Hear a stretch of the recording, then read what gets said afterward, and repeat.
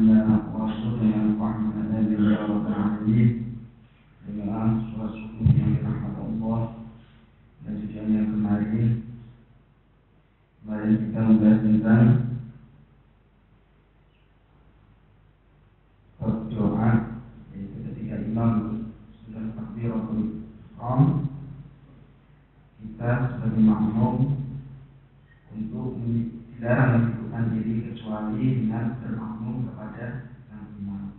Kemudian setelah selesai sholat, kita dianjurkan untuk berdoa, karena doa merupakan sebuah permohonan seorang hamba terhadap Allah Subhanahu wa Ta'ala, karena pada hakikatnya manusia diciptakan dalam keadaan kekurangan dan lemah, sehingga agar terpenuhi mereka harus meminta kepada Tuhan yang Maha Kuasa. Selain itu, usaha tanpa dibarengi dengan doa adalah sebuah kesombongan. Kemudian doa yang tidak disertai dengan usaha adalah sebuah kebohongan. Kemudian keistimewaan doa diantaranya seperti yang disabdakan oleh Nabi Muhammad SAW, doaul mar'il muslimin mustajabun li akhihi bi dhahril ghaibi inda rabbih malakun muwakkalun bihi kullama da'a li akhihi bi khairin qala malak amina walaka bimithli dzalika rawahu Ahmad an Abi Darda. Doa seorang muslim untuk saudaranya diijabah atau terkabul sekira dia tidak mengetahui walaupun satu tempat. Saat malaikat yang ditugaskan untuk turut mendoakan berada di sisinya, apabila dia seorang muslim mendoakan kebaikan untuk saudaranya, maka malaikat berkata amin.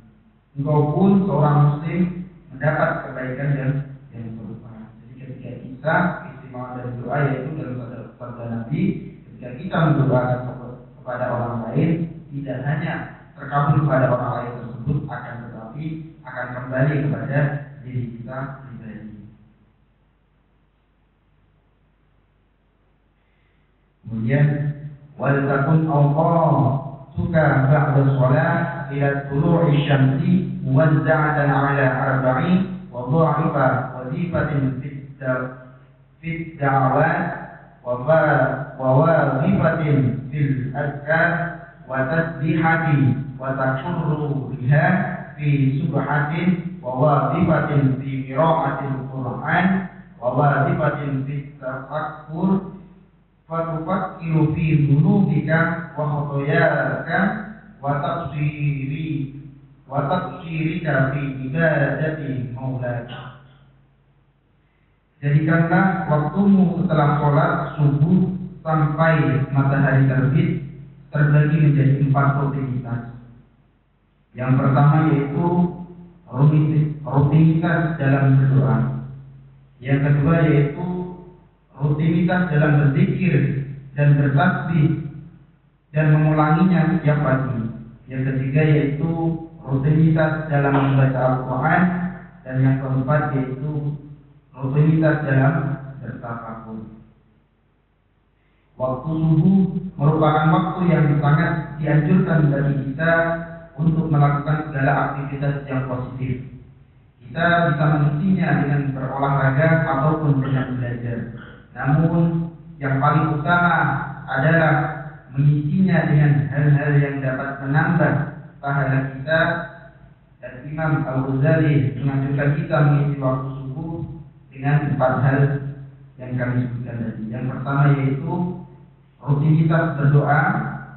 Allah Subhanahu wa Ta'ala berfirman, A'udzu billahi minasyaitonir rajim, wa idza sa'alaka 'ibadi 'anni fa inni qaribun ujibu da'watad da'i idza da'an. Dan apabila hamba-Ku bertanya kepada Muhammad tentang Aku, maka sesungguhnya Aku dekat, Aku mengabulkan doa seorang yang mau berdoa. Surat Al-Baqarah ayat 186. Yang kedua yaitu rutinitas berzikir. Allah Subhanahu wa taala berfirman dalam surat Al-A'raf ayat 205, A'udzubillahi minasyaitonir rajim. Wadhkur rabbaka fi nafsika tadarruan wa khifatan wa dunal jahri minal qawli bil ghudwi wal 'ashar wa la takun minal ghafilin. Dan sebutlah nama Tuhanmu dalam hatimu dengan merendahkan diri dan rasa takut, dan dengan tidak mengeraskan suara di waktu pagi dan petang, dan janganlah kamu termasuk orang-orang yang lalai. Dan terdapat dalam suatu hadis Ali bin Abbas qala anna raf'a sawti bi dzikri hina yamshurifun nas min al-maktubati kana ala ahdi Nabi sallallahu alaihi wasallam, rawahu Bukhari wa Muslim.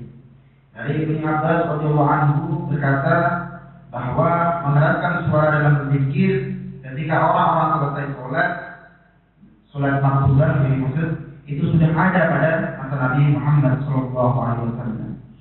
Yang ketiga yaitu rutinitas membaca Al-Quran.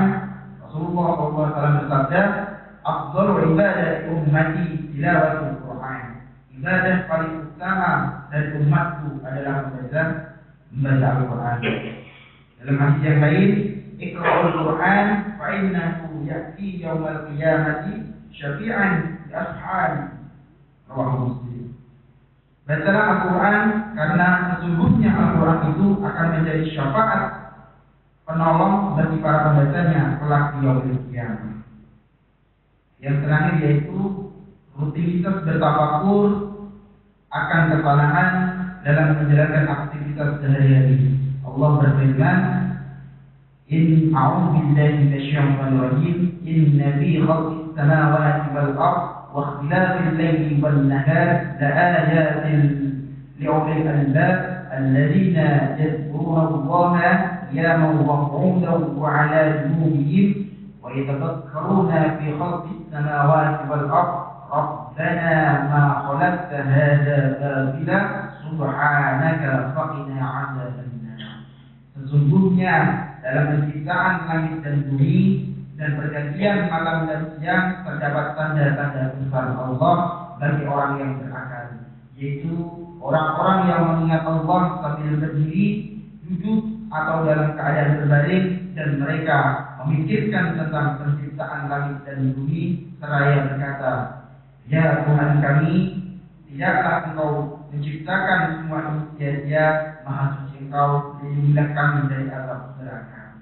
Quran surat Al-Imran ayat 190-191.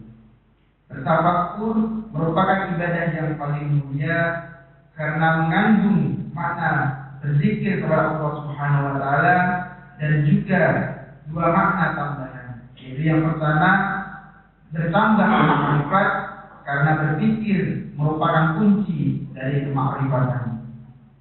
Yang kedua yaitu bertambahnya mahabbah karena hati tidak akan mencintai sesuatu kecuali sesuatu tersebut berasal dari mengagungkan, dan hal tersebut tidak akan terbuka kecuali dengan mengetahui sifat.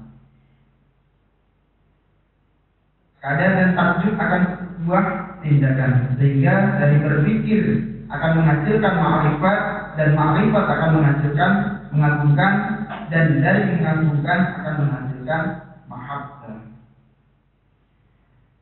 Jadi dalam kultum pagi ini kita dianjurkan untuk mengisi waktu setelah sholat subuh dengan 4 rutinitas, yaitu yang pertama tadi rutinitas dalam berdoa, yang kedua rutinitas dalam berzikir dan bertasbih dan mengeluarkannya setiap pagi, yang ketiga rutinitas dalam membaca Al-Quran, dan yang terakhir yaitu rutinitas dan bertafakur. Demikian, kurang lebihnya mohon maaf. Assalamualaikum